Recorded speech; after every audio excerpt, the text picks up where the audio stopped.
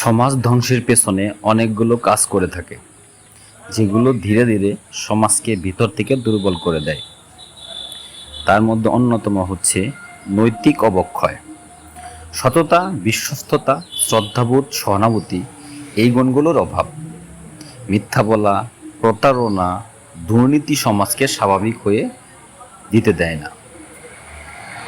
অশিক্ষা ও ভুল শিক্ষা, পরিবারের ভাঙন ও অভিভাবকদের অবহেলা, অপসংস্কৃতি ও মিডিয়ার অপপ্রভাব, ধর্ম থেকে দূরে সরে যাওয়া, বেকারত্ব ও অর্থনৈতিক সমস্যা, মাদকাসক্তি ও অপ্রতিরোধ্য প্রবণতা, নেতৃত্বের ব্যর্থতা ও অযোগ্য নেতৃত্ব, সামাজিক দায়িত্ববোধের অভাব।